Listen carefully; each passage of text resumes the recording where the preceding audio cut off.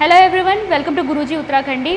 तो आप लोगों को पता है कि हमारे यहाँ लैब असिस्टेंट की प्रिपरेशन के लिए एक कोर्स चल रहा है और इस कोर्स को अगर आप परचेज़ करना चाहते हैं, इसे देखना चाहते हैं, तो आपको गूगल प्ले स्टोर पर जाकर विदाशी लर्निंग ऐप को डाउनलोड करना है। वहाँ पर आपको लैब असिस्टेंट कोर्स से रिलेटेड सभी डिटेल्स मिल जाएंगी। आप वहाँ डेमो लेक्चर्स भी देख सकते हैं। अगर आप अपनी प्रिपरेशन को और भी बेहतर तरीके से करना चाहते हैं तो आप इस कोर्स को ज़रूर एक बार देखिए। तो चलिए आज हम अपना सेकंड पार्ट शुरू करते हैं। इससे पहले का जो टॉपिक है वो हम फर्स्ट पार्ट में कवर कर चुके हैं। तो अब हम पढ़ेंगे covalent character in ionic bond. तो अब हमने पहले देखा कि आपके कोवलेंट बॉन्ड में आयनिक कैरेक्टर किस तरीके से आता है। अब हम देखेंगे कि आयनिक बॉन्ड जो है उसमें कोवलेंट कैरेक्टर किस तरीके से आता है। जैसा कि मैंने आपको शुरुआत में ही बताया था कि कोई भी बॉन्ड प्योरली आयनिक या प्योरली कोवलेंट नहीं होता। तो अब हम देख रहे हैं कि आयनिक बॉन्ड के अंदर भी क्या आता है, कोवलेंट कैरेक्टर होता है, यानी आयनिक आबंध में आपको सहसंयोजी प्रकृति भी देखने को मिलेगी। ये कैसे होता है, देखिए हमें पता है आयनिक बॉन्ड कैसे बनता है, केटाइन और एनाइन से। ठीक है, ये केटाइन है, ये एनाइन है, इन दोनों के यहाँ पर ट्रांसफ़र ऑफ इलेक्ट्रॉन से बनता है यहाँ पे आयनिक बॉन्ड। अब देखिए जब ये केटाइन इस एनाइन के पास आता है तो इसका पॉजिटिवली चार्ज जो आप इस पर है आवेश धन आवेश, वो इसके इलेक्ट्रॉन क्लाउड को, एनाइन के इलेक्ट्रॉन क्लाउड को अपनी तरफ पुल कर लेता है। इसकी वजह से यहाँ पे ये जो इलेक्ट्रॉन डेंसिटी होती है इन दोनों केटाइंस और एनाइंस के बीच में आ जाती है। और कोवलेंट बॉन्ड में यही तो होता है, जो इलेक्ट्रॉन डेंसिटी होती है दो परमाणुओं के बीच में फैली हुई होती है। तो ये आयनिक बॉन्ड कम्प्लीटली आयनिक ना रहकर इसमें थोड़ा सा कोवलेंट कैरेक्टर आ जाता है। ठीक है ना, थोड़ा सा ही सहसंयोजी आबंध की जैसी प्रकृति इसमें आ जाती है।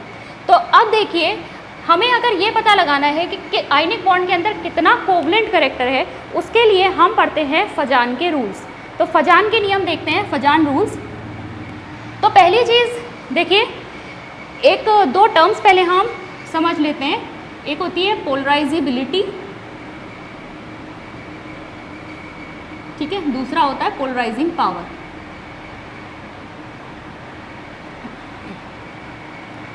पोलराइजिंग पावर को हिंदी में कहते हैं ध्रुवण क्षमता और पोलराइजेबिलिटी को आप कहते हैं ध्रुवता। ठीक है,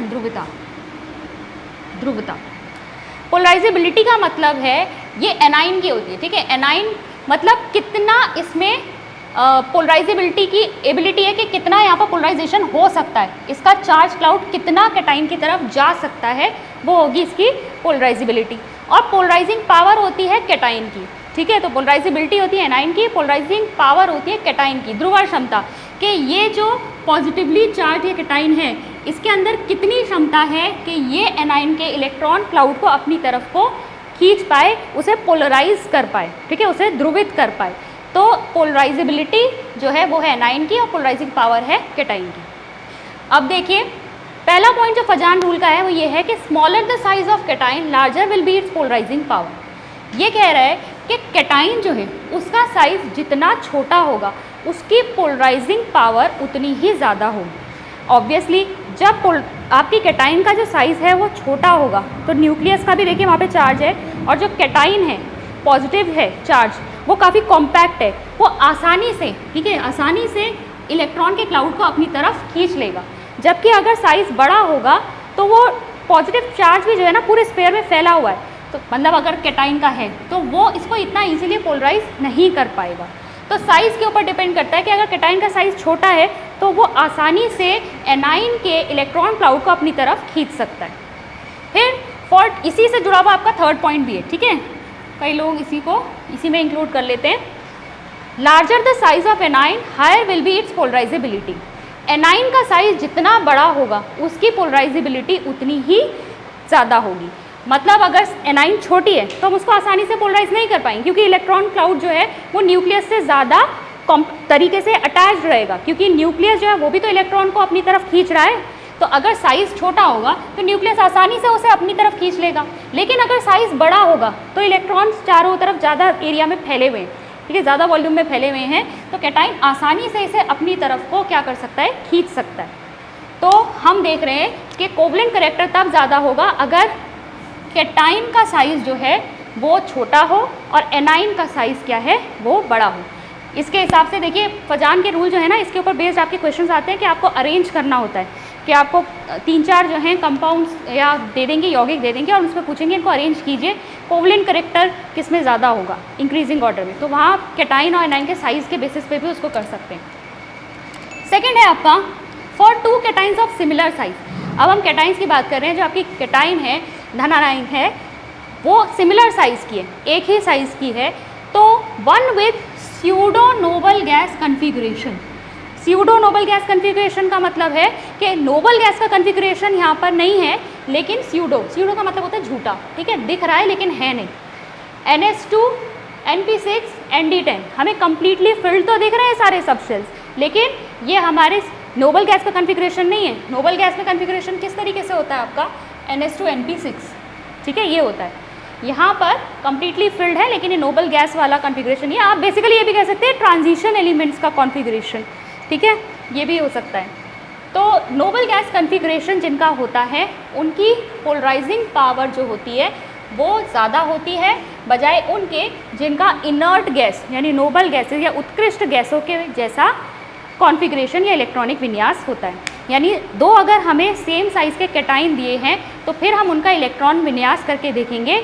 अगर उनका कॉन्फ़िगरेशन ट्रांजिशन एलिमेंट जो आपके संक्रमण आपके तत्व थे उसकी तरह आ रहा है तो फिर तो उसकी पोलराइजिंग पावर क्या होगी, ज़्यादा होगी उससे जिनका इलेक्ट्रॉनिक कॉन्फ़िगरेशन नोबल गैस के या उत्कृष्ट गैसों के बराबर आ रहा है। फोर्थ है आपका with the increase in charge on cation और एनाइन कोवलेंट करेक्टर इंक्रीजेस। अगर कैटाइन और एनाइन दोनों में से ही किसी पर भी आपका चार्ज यानी आवेश जितना ज़्यादा होगा कोवलेंट करेक्टर भी उतना ज़्यादा होगा। अगर कैटाइन पे चार्ज ज़्यादा होगा, चार्ज बढ़ता जा रहा है, तो इसकी पोलराइजिंग पावर जो है वो भी तो बढ़ती जाएगी। ये और आसानी से, क्योंकि इस पर चार्ज बढ़ रहा है तो और आसानी से इलेक्ट्रॉन क्लाउड को अपनी तरफ खींच सकता है, तो कोवलेंट करेक्टर बढ़ेगा। एनाइन पे अगर हम बात करें, अगर और ज़्यादा उस पर नेगेटिव चार्ज आ रहा है, ऋण आयन और ज़्यादा है, तो उसका एरिया भी ज़्यादा हो जाएगा, ज़्यादा में फैला हुआ है, इलेक्ट्रॉन क्लाउड काफ़ी बड़ा है, आसानी से डिस्टॉर्ट हो सकता है, आसानी से आपका कैटाइन की तरफ को जा सकता है, पोलराइज हो सकता है। तो आवेश पर भी निर्भर करता है, जैसे जैसे चार्ज बढ़ता है कैटाइन और एनाइन का वैसे वैसे कोवलेंट करेक्टर भी बढ़ेगा। तो ये है आपके फजान के रूल्स। अब नेक्स्ट जो आते हैं, हम आते हैं रेजोनेंस स्ट्रक्चर पर। रेजोनेंस स्ट्रक्चर्स क्या हुए, अनुनाद संरचनाएं। देखिए रेजोनेंस का कॉन्सेप्ट कहाँ से आता है, हमने लुईस कॉन्सेप्ट पढ़ा था। लुईस के कॉन्सेप्ट के बेसिस पे हम ऑक्टेट रूल से वैलेंसीज को सेटिस्फाई करके हम क्या करते हैं, मॉलिक्यूल को रिप्रेजेंट करते हैं, ठीक है ना। अष्टक नियम के आधार पर हम किसी भी अणु की संरचना बताते हैं कि इलेक्ट्रॉन डॉट स्ट्रक्चर से हम उसको किस तरीके से निरूपित कर सकते हैं, कैसे रिप्रेजेंट कर सकते हैं। लेकिन कभी कभी ऐसा होता है कि हम किसी मॉलिक्यूल या किसी अणु को एक लुईस डॉट स्ट्रक्चर से रिप्रेजेंट नहीं कर सकते। जैसे कि हम ओजोन का केस देखेंगे। ओजोन क्या होता है आपका O3। O3 में अगर हम देखें, अगर हम इस तरीके से बनाए इसे, फर्स्ट स्ट्रक्चर देखिए, तो यहाँ पर इन दोनों के बीच में सिंगल बॉन्ड है जो कितना है 148 पिकोमीटर इसकी बॉन्ड लेंथ है, ठीक है। ये जो आबंध है इसका जो लेंथ है वो कितनी है 148 पिकोमीटर, और यहाँ डबल बॉन्ड है, ये कितनी है 121 पिकोमीटर। लेकिन हम इसे ऐसे भी दिखा सकते हैं, यहाँ डबल बॉन्ड आ जाए 121 पिकोमीटर, यहाँ पर सिंगल बॉन्ड आ जाए 148 पिकोमीटर। हालांकि एक्सपेरिमेंटली जब वेरीफाई किया गया तो ये पाया गया कि ना तो इसमें जो बॉन्ड लेंथ है वो 148 पिकोमीटर है, ना 121 पिकोमीटर है। इसकी जो बॉन्ड लेंथ है वो कितनी आ रही थी, दोनों की कितनी आ रही है 128 पिकोमीटर। इंटरमीडिएट इन दोनों के बीच की कोई वैल्यू आ रही है, ठीक है, और दोनों की आ रही है, दोनों अलग अलग नहीं मिल रहे। दैट मीन्स हम कुछ इस तरीके से इसको रिप्रेजेंट कर सकते हैं कि दोनों में ही थोड़ा सा क्या है, यहाँ पर डबल बॉन्ड, यहाँ पर भी डबल बॉन्ड करेक्टर सा आ रहा है। तो किसी एक लुईस डॉट स्ट्रक्चर से हम ओजोन को रिप्रेजेंट नहीं कर सकते। यहीं से आ जाता है आपका रेजोनेंस का कॉन्सेप्ट। हम ये कहते हैं कि यहाँ पर ये जो चार्ज डेंसिटी है फैली हुई है, ठीक है। तो ये रेजोनेंस स्ट्रक्चर क्या होता है, इनका हाइब्रिड, रेजोनेंस हाइब्रिड या अनुनाद संकर बोलते हैं इसे। और ये जो हमने स्ट्रक्चर्स डिफरेंट बनाए हैं जिनका हाइब्रिड ये बना है, ये आपके कहलाएंगे कैनोनिकल फॉर्म्स, हिंदी में कहते हैं विहित संरचनाएं। तो फर्स्ट और सेकंड जो है ये आपकी विहित संरचनाएं है, और इससे जो मिलके आपका असली स्ट्रक्चर बना है, ठीक है, ये ध्यान में रखना है, ये हाइपोथेटिकल है। हाइपोथेटिकल है मतलब कल्पना में है ये, ठीक है, ये इसको खाली कल्पना की गई है, ऐसा रहा होगा, होता नहीं है। एक्चुअल में कैसे एग्जिस्ट करता है मॉलिक्यूल, एक्चुअल में ऐसे एग्जिस्ट करता है, रेजोनेंस हाइब्रिड के फॉर्म में एग्जिस्ट करता है, ठीक है। तो ये होती हैं आपके कॉन्ट्रीब्यूटिंग स्ट्रक्चर्स भी बोलते हैं, कैनोनिकल स्ट्रक्चर्स भी बोलते हैं। अब इन रेजोनेटिंग स्ट्रक्चर्स को बनाने के नियम होते हैं। नियम क्या है कि आपका जो अरेंजमेंट है नाभिकीय अरेंजमेंट है, एटम्स का जो अरेंजमेंट है वो बदलना नहीं चाहिए, बस आप इलेक्ट्रॉनिक अरेंजमेंट को चेंज करेंगे। ठीक है, इलेक्ट्रॉनिक अरेंजमेंट को आप कैसे चेंज कर रहे हैं, आप यहाँ देख रहे हैं मैंने यहाँ पर पैटर्न चेंज नहीं किया, यहाँ भी ओ है, यहाँ भी ओ है, यहाँ भी ओ है। अच्छा चलिए अभी दूसरे हेटेरो एटम में देखेंगे और आपको अच्छे से क्लियर हो जाएगा। पर यहाँ भी आप चेक करेंगे तो पहले मैंने यहाँ पर 6 इलेक्ट्रॉन्स दिखाए, यहाँ पर 4 दिखाए, अगले वाले में मैंने यहाँ पर 4 दिखाए, यहाँ पे 6 दिखाए। अरेंजमेंट वैसे मैंने सेम ही रखा है, सिर्फ इलेक्ट्रॉन्स की अदला बदली करी है। तो यहाँ पर हमें ये चीज़ देखनी है कि number of single, number of double bonds, इसके अलावा पेयर्ड इलेक्ट्रॉन्स, अनपेयर्ड इलेक्ट्रॉन्स, ये सब चेंज नहीं होगा, कॉन्ट्रीब्यूटिंग स्ट्रक्चर्स में भी इक्वल ही रहेगा। बस क्या करते हैं आप इलेक्ट्रॉन्स का अरेंजमेंट चेंज करेंगे, बढ़ाएंगे नहीं, घटाएंगे नहीं, आप सिर्फ अरेंजमेंट चेंज करेंगे। जैसे कि आप नाइट्रेट आयन में देखते हैं NO3, NO3 में देखिए ये नाइट्रोजन है, 3 ऑक्सीजन के साथ जुड़ा हुआ है, यहाँ पर एक ऑक्सीजन के साथ यहाँ पर आया, यहाँ डबल बॉन्ड से जुड़ा है, यहाँ कोऑर्डिनेट, यहाँ पे आपका कोऑर्डिनेट या डेटिव बॉन्ड बना है। ठीक है, दोनों इलेक्ट्रॉन्स इसको दिए। तो इलेक्ट्रॉनिक अरेंजमेंट हम देख रहे हैं। अब यहाँ पर देखिए नेगेटिव चार्ज की बात अगर आएगी तो नेगेटिव चार्ज रेजोनेटिंग स्ट्रक्चर में कहाँ लाए करता है, हमेशा मोर इलेक्ट्रोनेगेटिव पे लाए करेगा।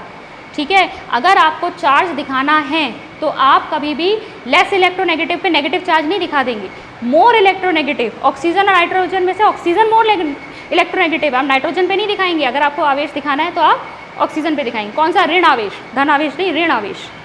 ठीक है, तो यहाँ पर आप देख रहे हैं जब इसके पास यहाँ 6 इलेक्ट्रॉन है तो यहाँ नेगेटिव चार्ज मैंने दिखाया। नेक्स्ट वाले में देखिए ये वाला बॉन्ड यहाँ आ गए 4 इलेक्ट्रॉन, यहाँ डेटिव बॉन्ड आ गया ये वाला, और ये वाला अब इस तरफ आ गया। ये इस तरीके से भी आ सकता है। क्या ये हो सकता है कि डबल बॉन्ड वाला ऑक्सीजन यहाँ हो, नेगेटिव चार्ज वाला ऑक्सीजन यहाँ लगाओ और डेटिव बॉन्ड वाला ऑक्सीजन यहाँ लगाओ। ठीक है, तो ये 3 इसके क्या हो सकते हैं, कैनोनिकल फॉर्म्स हो सकते हैं, ये रेजोनेटिंग स्ट्रक्चर्स हैं। ठीक है, नाइट्रेट आयन के। तो रेजोनेंस में देखिए एक और चीज़ है आपकी, जो रेजोनेंस एनर्जी होती है, अनुनाद ऊर्जा, वो आपकी रेजोनेंस हाइब्रिड की सबसे कम होती है। सबसे कम किसकी है, रेजोनेंस हाइब्रिड सबसे स्टेबल होता है। और अगर हमें ऊर्जा निकालनी है कितनी होगी, तो डिफरेंस निकालते हैं हम रेजोनेंस हाइब्रिड की ऊर्जा और कॉन्ट्रीब्यूटिंग स्ट्रक्चर में से मोस्ट स्टेबल या सबसे स्थिर जो आपका स्ट्रक्चर होता है उसके बीच का डिफरेंस जब आप निकालेंगे तो आपको मिल जाएगी रेजोनेंस एनर्जी या फिर अनुनाद ऊर्जा। ऐसी एग्जांपल आपको बेंजीन में भी देखने को मिलता है। यहाँ पर आपके पाई बॉन्ड जो होते हैं वो रेजोनेंस में होते हैं। आप ऐसे भी दिखा सकते हैं, इसको ऐसे भी दिखा सकते हैं, और इसीलिए इनका एक हाइब्रिड बनाया जाता है। और कभी कभी हम इसे सीधे सर्कल से दिखा देते हैं, है ना, कि ये पाई इलेक्ट्रॉन्स जो हैं पूरे में। अब देखते हैं valence shell electron pair repulsion theory, जिसे शॉर्ट में कहते हैं VSEPR थ्योरी। हिंदी में क्या बोलेंगे, संयोजकता कोश इलेक्ट्रॉन युग्म प्रतिकर्षण सिद्धांत। ये दिया था सिडविक एंड पावेल ने 1940 में, और इसको आगे डेवलप किया था, आगे विकसित किया था नाइलहोम और गिल्स्पी ने 1957 में। अब देखिए VSEPR थ्योरी के अकॉर्डिंग कुछ पॉइंट्स हैं। पहला है आपका कि अणु की आकृति केंद्रीय परमाणु के आसपास उपस्थित संयोजी कोश इलेक्ट्रॉन युग्म, पेयर्ड और अनपेयर्ड दोनों की बात कर रहे हैं, की संख्या पर निर्भर करती है। देखिए इस थ्योरी से हम क्या कर रहे हैं, स्ट्रक्चर और शेप, यानी ज्योमेट्री और शेप भी आप कह सकते हैं, किसी मॉलिक्यूल की संरचना कैसी होगी वो हम पता लगाते हैं। ठीक है, उसके लिए ये थ्योरी बनाई गई है। तो इसमें कहा गया है कि किसी भी अणु की जो आकृति होती है, ठीक है, उसकी ज्योमेट्री और उसका जो शेप होगा वो किस पर डिपेंड करता है, जो आपका केंद्रीय परमाणु है, सेंट्रल एटम के अराउंड कितने आपके पेयर्ड इलेक्ट्रॉन्स हैं, कितने अनपेयर्ड इलेक्ट्रॉन्स हैं, उसकी संख्या पर निर्भर करेगा कि जो भी आपका सेंट्रल एटम है उसके अराउंड कितने आपके बॉन्डेड इलेक्ट्रॉन्स हैं और कितने नॉन बॉन्डेड इलेक्ट्रॉन्स हैं। पेयर्ड और अनपेयर्ड का मतलब ये हो गया। ठीक है, केंद्रीय परमाणु की संयोजकता कोश में उपस्थित इलेक्ट्रॉन युग्म एक दूसरे को प्रतिकर्षित करते हैं। तो सेकंड हमारा जो पॉइंट है इस थ्योरी का वो ये कहता है कि जो सेंट्रल एटम के अराउंड आपके इलेक्ट्रॉन्स प्रेजेंट हैं, ठीक है, जो इलेक्ट्रॉन्स आपके केंद्रीय परमाणु के आसपास हैं वो एक दूसरे को क्या करते हैं, रिपेल करते हैं, प्रतिकर्षित करते हैं, एक दूसरे से दूर जाते हैं। और अगर आपको ये रिपल्शन देखना है कि इन इलेक्ट्रॉन पेयर्स का रिपल्शन किसमें सबसे ज़्यादा होता है, तो सबसे ज़्यादा होता है लोन पेयर का रिपल्शन, फिर होता है आपका लोन पेयर बॉन्ड पेयर का रिपल्शन, और सबसे कम होता है फिर बॉन्ड पेयर का रिपल्शन।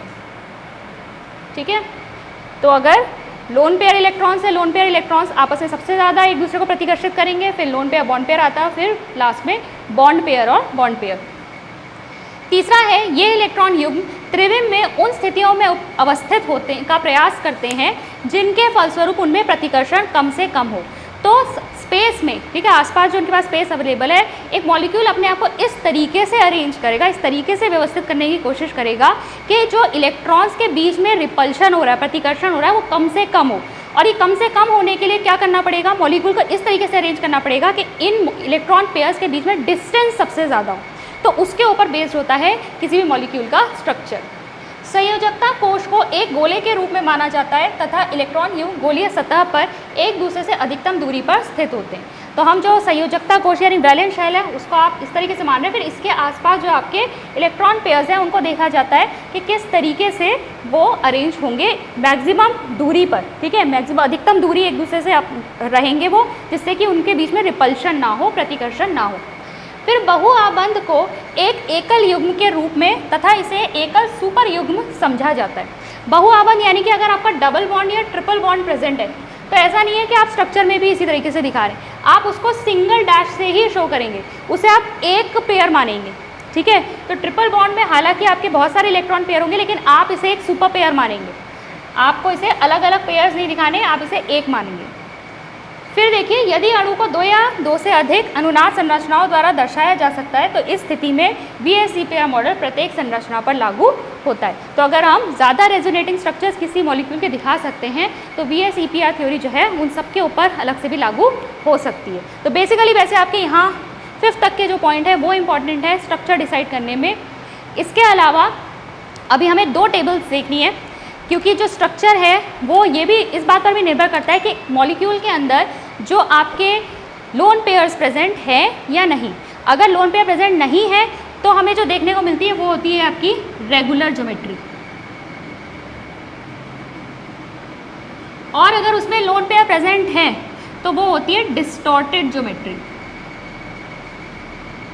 और इसको और अच्छे से समझने के लिए मैं आपको अपने कंप्यूटर स्क्रीन पर ले चलती हूँ। तो अब स्ट्रक्चर्स देखने के लिए जैसा कि मैंने बताया कि हम क्या देखेंगे, एक ऐसे मॉलिक्यूल्स या अणुओं की ज्योमेट्री जहां पर एकाकी युग्म यानी कि आपके लोन पेयर्स नहीं है, यानी सेंट्रल एटम जो आपका केंद्रीय परमाणु है उसके चारों तरफ जितने भी इलेक्ट्रॉन पेयर्स हैं यानी कि आपके इलेक्ट्रॉन युग्म हैं वो सब बॉन्डेड है। तो देखिए उसमें सबसे पहला आपका सिंपलेस्ट मॉलिक्यूल क्या आ सकता है, AB2 टाइप का आ सकता है। तो AB2 का जो आपका अरेंजमेंट होगा इलेक्ट्रॉन पेयर्स का वो इस तरीके से होगा। हम यहाँ पर दिखा सकते हैं A हमारा सेंट्रल एटम हो गया, यहाँ भी आ रहा है, यहाँ भी। तो ये कैसा है, लीनियर स्ट्रक्चर, ठीक है, हिंदी में कहते हैं रेखीय।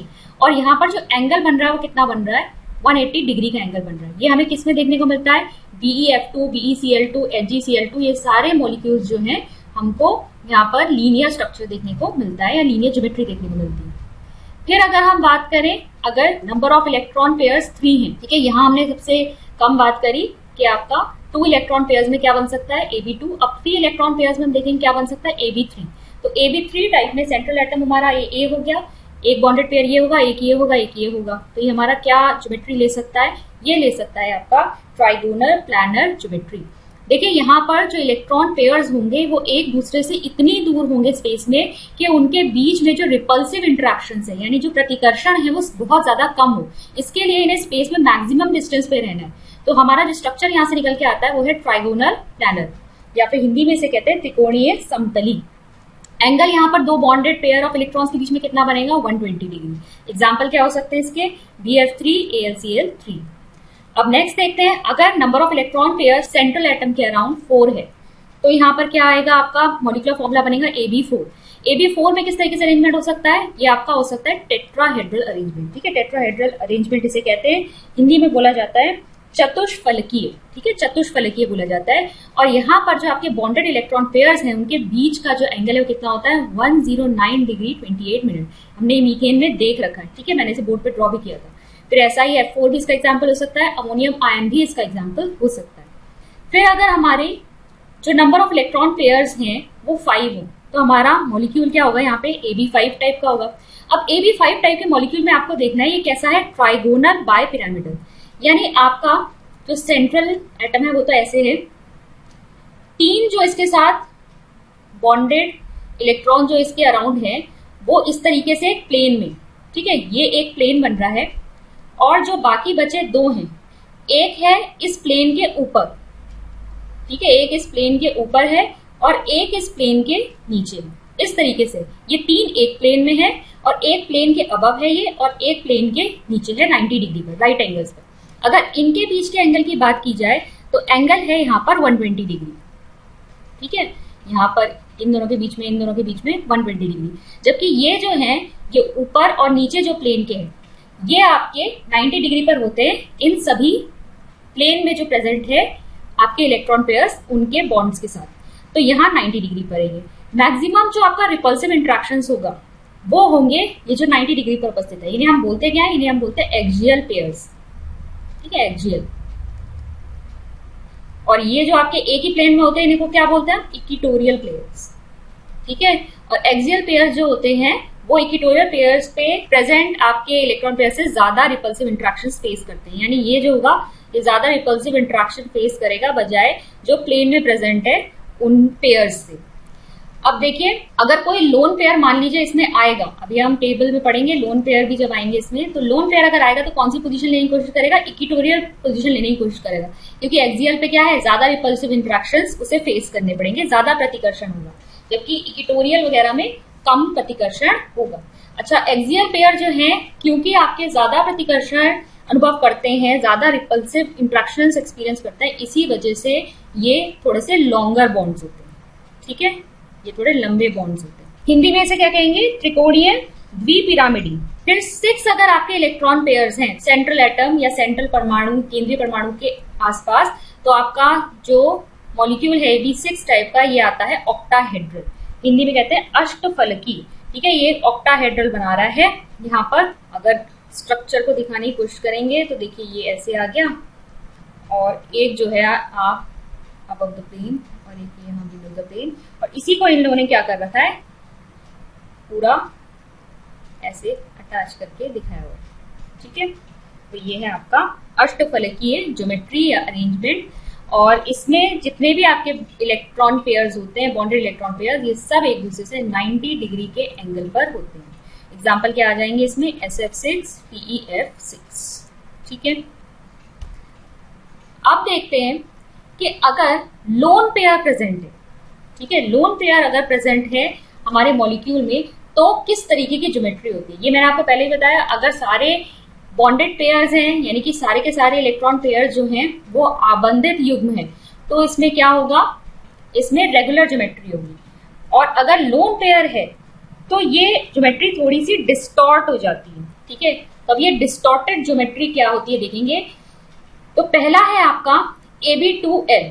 ठीक है, AB2L का मतलब है कि इसमें A के साथ जो 2 B एटम्स जुड़े हुए हैं वो तो आपके बॉन्डेड पेयर से जुड़े हुए हैं, जो L है it represent the lone pair. एक लोन पेयर है इसके पास, तो इसमें फिर नंबर ऑफ बॉन्ड पेयर दिखा रखे 2 हैं, नंबर ऑफ लोन पेयर 1 है। तो किस तरीके से आएगा अरेंजमेंट, ये देखिए, ट्राइगोनल प्लानर। एक के अराउंड हमने तो बॉन्डेड पेयर दिखाए और एक हमने ये एकाकी युग्म जो है वो अलग से दिखाया। अब अगर हम इसका ज्योमेट्री या स्ट्रक्चर की बात करें तो वो क्या होगा? ट्राइगोनल प्लानर, त्रिकोणीय समतली। लेकिन अगर मैं इसके शेप की बात करूं, इसकी आकृति की बात करूं, तो वो होगी बेंट। अब देखिए फर्क है, जब हम ज्योमेट्री की बात करते हैं तो हम सारे इलेक्ट्रॉन पेयर्स दिखाएंगे, वहां पर हम बॉन्डेड वाले भी दिखाएंगे और जो लोन पेयर्स हैं उनका अरेंजमेंट भी बताएंगे। लेकिन जब हम शेप की बात करेंगे तो सिर्फ शेप उस पर डिपेंड करेगा जहां पे आपके बॉन्डेड पेयर इलेक्ट्रॉन पेयर आ रहे हैं। ठीक है, तो यहाँ पर आपको बॉन्डेड इलेक्ट्रॉन पेयर के हिसाब से देखने को मिलेगा कि जो शेप है वो क्या है? Bent shape. इसे बेंट शेप बोलते हैं, हिंदी में बोलते हैं मुड़ी हुई। और यहां पर देखिए जो मॉलिक्यूल का एंगल है वो भी थोड़ा सा क्या होता है? चेंज हो जाता है। जो इस मॉलिक्यूल में यहां इन दोनों के बीच में जो एंगल होगा वो कितना हो जाएगा? हमने देखा था कि जब हमारे पास AB2 टाइप का मॉलिक्यूल था तो उसमें एंगल आ रहा था 180 डिग्री। लेकिन अब क्योंकि लोन पेयर प्रेजेंट है और लोन पेयर और बॉन्ड पेयर के बीच में जो रिपल्सिव इंट्रैक्शन होते हैं वो ज्यादा होते हैं, यानी लोन पेयर बॉन्ड पेयर के बीच में जो प्रतिकर्षण होगा वो ज्यादा होगा, तो ये यहां से भी रिपेल करेगा, यहां से भी रिपेल करेगा, इसकी वजह से ये एंगल जो है वो थोड़ा कम हो जाएगा। तो ये एंगल कितना हो गया आपका? ये एंगल आपका हो जाता है 119.5 डिग्री। ठीक है, एग्जाम्पल में क्या देखने को मिलेगा? SO2 molecule. ऐसे ही हमारा नेक्स्ट आता है AB3L। ठीक है, AB3L में क्या होगा? यहाँ पर हमारे 3 आपके बॉन्डेड पेयर हैं और एक आपका क्या है? लोन पेयर, यानी एकाकी युग्म है। अब इसका अरेंजमेंट किस तरीके से होगा? देखिए टेट्राहेड्रल अरेंजमेंट है। टेट्राहेड्रल अरेंजमेंट हमने वहां भी देखा था, किसमें देखा था, AB4 टाइप के मॉलिक्यूल में देखा था हमने, यहाँ पर टेट्राहेड्रल अरेंजमेंट देखा था। लेकिन यहाँ पर जो 3 है ये तो आपके बॉन्डेड पेयर आ गए, लेकिन एक जो है आपका एकाकी युग्म यानी लोन पेयर ऊपर की तरफ दिखाया जा रहा है। इस शेप को कहते हैं पिरामिडल, ठीक है, पिरामिडल शेप कहते हैं, हिंदी में कहेंगे त्रिकोणीय पिरामिडी। और एंगल देखें यहाँ पर कैसे चेंज होता है, क्योंकि ऊपर लोन पेयर आ गया, रिपल्सिव इंटरेक्शंस बढ़ गए, अब ये रिपेल करेगा इन बॉन्डेड पेयर ऑफ इलेक्ट्रॉन्स को, तो यहाँ पर जो एंगल है वो कितना हो जाता है, यहाँ पर एंगल हो जाता है आपका 107 डिग्री। ये आपको किसमें देखने को मिलेगा, NH3 ECl3 PS3 H3O positive, ये सब आपके एग्जाम्पल्स हो जाए। अब नेक्स्ट हमारा आया है AB2L2, ठीक है, AB2L2 यानी हमारा यहाँ पर 2 बॉन्डेड पेयर ऑफ इलेक्ट्रॉन्स है, तो यहाँ पर हमारी यही टेट्राहेड्रल वाली ये ज्योमेट्री रहेगी, टेट्राहेड्रल यहाँ पे आया, बस अब हम क्या करेंगे, यहाँ से भी एक B हटा देंगे और यहाँ पर एक लोन पेयर आएगा। लेकिन लोन पेयर और बॉन्ड पेयर के बीच में इंटरेक्शन, एक तो रिपल्सिव इंटरेक्शन ज्यादा होता है, प्लस लोन पेयर के बीच में भी रिपल्सिव इंटरेक्शन बहुत ज्यादा होता है। तो यहाँ पर क्या होगा, ये शेप कहलाएगा बेंड, क्योंकि इससे बॉन्डेड पेयर ऑफ इलेक्ट्रॉन के ऊपर शेप डिपेंड करता है, आकृति निर्भर करती है, तो शेप तो आपका हो जाएगा मुड़ी हुई, बेंड, ठीक है। और जो एंगल होगा वो और कम हो जाएगा यहाँ पर, क्योंकि अब 2 लोन पेयर आ गए, तो 2 लोन पेयर की वजह से अब आपका जो एंगल है वो कितना हो जाएगा, 104.5 डिग्री, ठीक है। ये आपको H2O मॉलिक्यूल में देखने को मिलता है। ये ध्यान में रखना है, जब एक लोन पेयर आ गया था टेट्राहेड्रल ज्योमेट्री में, तो आपका जो एंगल है जो पहले कितना था, पहले 109.5 था, एक लोन पेयर आए से 107 हो गया, 2 लोन पेयर आए तो 104.5 हो गया। अब देखिए नेक्स्ट है आपका AB4L, ठीक है, AB4L bonded pair of electron यहाँ पर है 4 और लोन पेयर है 1। अब देखिए ये AB5 टाइप का मॉलिक्यूल है, AB5 टाइप के मॉलिक्यूल में हमें किस तरह का स्ट्रक्चर देखने को मिल रहा था, ट्राइगोनल बाइपिरामिडल देखने को मिल रहा था, यानी त्रिकोणीय द्विपिरामिडी। तो त्रिकोणीय द्विपिरामिडी में हमें ये वाला स्ट्रक्चर देखने को मिला, जिसमें 3 जो आपके बॉन्डेड पेयर होते हैं वो यहाँ एक प्लेन में होते हैं, एक प्लेन के अबव एक प्लेन के नीचे। यहाँ पर क्या आया है, एक लोन पेयर आ गया है। और मैंने आपको पहले वाले में भी समझाया था स्ट्रक्चर दिखाते वक्त कि अगर लोन पेयर आता है तो वो कौन सी पोजीशन पे आएगा, इक्वेटोरियल पोजीशन पे आएगा, इस प्लेन में से किसी एटम को रिप्लेस करेगा, यहाँ पर नहीं आएगा, एक्सियल पे नहीं आएगा, क्योंकि यहाँ ज्यादा प्रतिकर्षण उसे एक्सपीरियंस करना पड़ेगा या अनुभव करना पड़ेगा। तो इसलिए जो आपका लोन पेयर है वो यहाँ पर आ जाता है इक्वेटोरियल पोजीशन पर। और अगर शेप देखें तो ये कैसी शेप है, ये सीसॉ शेप है, जैसे सीसॉ नहीं होता था झूला, जो यहाँ पर भी बैठते हैं यहाँ पर भी बैठते हैं, ठीक है, और बीच में ऐसा होता है, वजन की वजह से ये ऊपर नीचे जाता है, तो ये सीसॉ के जैसा है। तो इस मॉलिक्यूल को सीसॉ शेप इसकी होगी, और हिंदी में जिसे कहते हैं ढेकुली, ठीक है, ढेकुली। एग्जाम्पल यहाँ पे आ जाएगा SF4 मॉलिक्यूल का। नेक्स्ट है हमारा 3L2, ठीक है, AB3L2 यानी ये भी आपका क्या है, AB5 टाइप का है। तो फिर से यहाँ पर ट्राइगोनल बाइपिरामिडल ही आपकी ज्योमेट्री आएगी, ट्राइगोनल बाइपिरामिडल ज्योमेट्री यानी त्रिकोणीय द्विपिरामिडी। और अब की बार हमारे यहाँ से दोनों इक्वेटोरियल जो एटम्स है वो रिप्लेस हो जाएंगे लोन पेयर से, ठीक है। तो यहाँ पे भी लोन पेयर आ गया, यहाँ पे भी लोन पेयर, एक भी एटम यहाँ आया इक्वेटोरियल प्लेन में, एक एक्सियल पे यहाँ अबव द प्लेन, एक एक्सियल पे बिलो द प्लेन। शेप क्या बन जाएगी, शेप बन जाएगी टी शेप। देखिए ये टी शेप आ रही है ना, टी शेप हो गई है। एग्जाम्पल क्या आ जाएगा यहाँ पे, ClF3 या अदर एग्जाम्पल्स यहाँ पर आप देख सकते हैं। फिर हमारा मॉलिक्यूल आया AB2L3, ठीक है। तो AB2L3 टाइप का जो मॉलिक्यूल है ये भी आपका क्या होगा, अगर देखा जाए तो AB5 होना चाहिए। AB5 में हमने कौन सी ज्योमेट्री देखी थी, ट्राइगोनल बाइपिरामिडल। अब की बार क्या होगा, 3 लोन पेयर है, तो तीनों इक्वेटोरियल पोजीशंस पे क्या आ जाएंगे, लोन पेयर आ जाएंगे। ऊपर एक्सियल पोजीशन पे आपके जो बॉन्डेड पेयर ऑफ इलेक्ट्रॉन है वो आ जाएंगे। तो ये आपका क्या स्ट्रक्चर बन रहा है, ये आपका लीनियर स्ट्रक्चर बन रहा है, जिसे रेखीय कहते हैं। किसमें देखने को मिलता है हमें, HCF2 मॉलिक्यूल, ठीक है, जेनॉन क्लोराइड में हमें देखने को मिलता है। ऐसे ही हमको किसमें I3 नेगेटिव Br3 नेगेटिव में भी देखने को मिल सकता है। फिर आपका नेक्स्ट AB5L, ठीक है, AB5L यानी आपका एक किस तरीके का हो गया मॉलिक्यूल, AB6 टाइप का मॉलिक्यूल हो गया, ठीक है। AB6 टाइप में आपको क्या स्ट्रक्चर देखने को मिल रहा था, ज्योमेट्री जो थी वो क्या है, ऑक्टाहेड्रल। ऑक्टाहेड्रल में जो आपके बॉन्डेड पेयर ऑफ इलेक्ट्रॉन्स है वो सभी 90 डिग्री पर थे। तो हमने यहाँ पे मान लीजिए नीचे वाले पे हटा दिया, यहाँ लोन पेयर लगा दिया, तो यहाँ पर क्या है, बाकी सारे B एटम जो है आपके ये अलग अलग पोजीशंस ऑक्यूपाई कर रहे हैं। क्या बन गई है, ये बन गई स्क्वायर पिरामिडल, ठीक है, ये बना स्क्वायर और इसके ऊपर एक ये अबव द प्लेन है, स्क्वायर पिरामिडल कहेंगे इसे, ठीक है। ज्योमेट्री क्या हो गई इसकी, अष्टफलकीय, और शेप या आकृति क्या हो गई, वर्ग पिरामिडी, ठीक है, वर्ग पिरामिडी। स्क्वायर पिरामिडल मतलब वर्ग पिरामिडी। एग्जाम्पल क्या हो जाएगा, IF5। फिर लास्ट है आपका AB4L2, ये भी आपका क्या है, AB6 टाइप का है। तो AB6 में फिर आपको ऑक्टाहेड्रल देखने को मिलेगा। आपकी बार 2 लोन पेयर दिखाने, एक ऊपर दिखा दिया आपने, नीचे दिखा दिया। क्या बन गया, ये सिर्फ स्क्वायर प्लानर बन गया। ठीक है, एक स्क्वायर प्लानर मॉलिक्यूल बन गया। शेप क्या हो जाएगी, वर्ग समतली। एग्जाम्पल क्या आ जाएगा, HCF4। तो ये है आपकी geometry and shape on the basis of VACTR theory. I hope आज का टॉपिक क्लियर हुआ होगा। मिलते हैं नेक्स्ट वीडियो में। Thank you.